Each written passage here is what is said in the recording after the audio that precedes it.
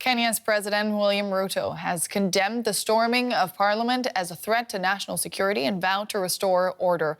Thousands marched on the building in the capital, Nairobi, in protest at tax increases. Demonstrators broke into the chamber and several people were shot dead during violent clashes with security forces. Other national leaders have called for calm.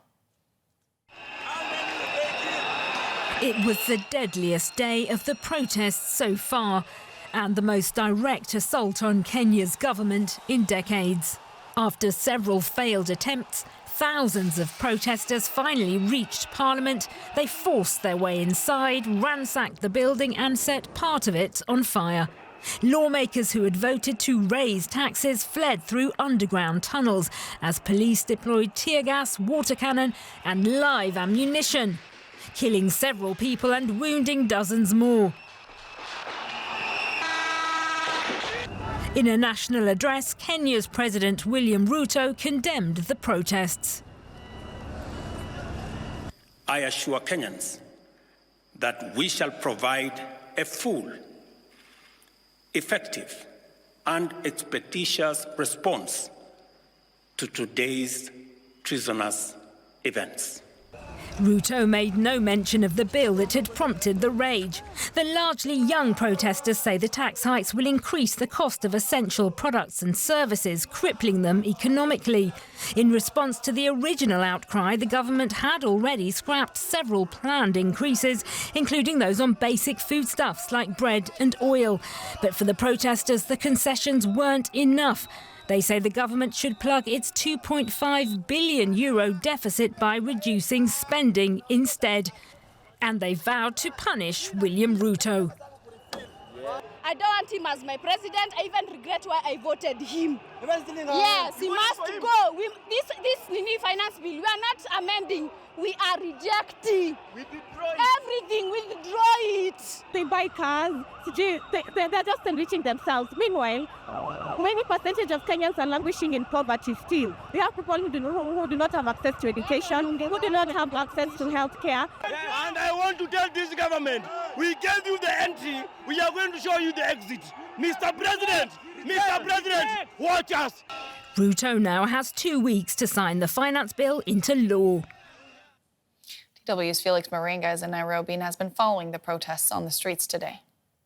This road where I am standing is a road that on normal occasions would be flowing with traffic. But as you can see, what happened today is that protesters barricaded roads. This is one of the main roads leading into the central business district.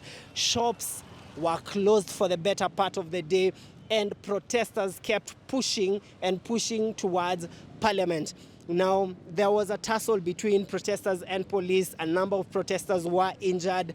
Emergency services were able to attend to some of the injured protesters, but some of the protesters lost their lives. And one of the protesters who lost his life is a brother to a policeman. So the policeman was just there crying next to the body of the brother, and he was saying that the same force that he works for is the same force that has now killed his brother. So it was a sad day, sad faces, but Kenyans kept pushing, and some of the protesters actually managed to get into Parliament buildings. Now, the action in Parliament was crazy because a part of Parliament was put on fire, but the fire was immediately put out by the staff at Parliament buildings, and the members of Parliament had to scamper for safety. They had to run under the underground tunnels that lead to Parliament. Some of them have actually just been taken up by choppers that were landing on top of Kenyatta International Conference Center. Now, the amount of destruction that has taken place today has been crazy. Just behind us, there is a police vehicle. One of the police vehicles that were actually burnt today. Next to Parliament, there was another police truck that was burnt, and a number of establishments actually caught fire. There was a lot of destruction. People were removing the roadside barricades, and all of that was protesters expressing their anger at mismanagement of funds by Parliament, runaway corruption, and other ills that have been threatening the welfare of the young people. And DW Kenya correspondent Edith Kimani happens to be here in Berlin and joins me now in the studio for more. Edith, you have been following what's been going on in Nairobi, but across the entire country. What can you tell us? Well, today we're seeing what is the third of such protests in a period of 2 weeks, and they're expected to continue throughout the week. As you mentioned, they are protests against this legislation that essentially determines how the government collects money and spends it. And young people having investigated this bill saying that they don't like what they're seeing. The taxes are too intense. They absolutely cannot handle it. And with no other resort, they went to the streets. Mm-hmm. Now, we are hearing reports of the internet services being disrupted. We're actually having quite some trouble getting through to your colleague, Felix, who's been covering it on the ground. Is that a common tactic during protests in Kenya? Absolutely not. In fact, it would be unprecedented if, in fact, the government has shut down the internet. And this is really rare because in Africa in 2022, at least 7 governments shut down the internet. Kenya was not one of those. And President Ruto just last year, while talking about this issue, said, and I'm just going to quote him here, that shutting down the internet would be against the law, it would be against the constitution, and an act of sabotage that would undermine the will of the people. And so if he does indeed shut down the internet, it would not only be all these things that he proclaimed, but it would also be going against his own word. Mm-hmm. Concern at home and abroad, many reactions. Which ones maybe stuck out to you? There's a reinvigoration we're seeing of what is now a very contracted opposition in Kenya. It almost doesn't exist. And with the protesters coming out, these young, youthful protesters, we are seeing those members of parliament coming back up and saying we need to take back our country. But also skilled professionals who are drawn from different sectors, lawyers who've come together to bail people out, doctors who are offering their services for those who've been injured during the protests. We're even seeing the church and the mosque offering people a safe haven when the protests get violent. However, on the other hand, these members of parliament, who the young people are speaking to, seem to be completely tone deaf. You know, they're saying that no matter what, it doesn't matter how long you're on the streets, we will go ahead and pass this bill. Mm-hmm. Who are the people out on the streets? Young people, and this is really the majority of Kenya. We're talking 60% of the population who are identified as either Gen Z or millennials. So you can understand that this is a country of essentially teenagers.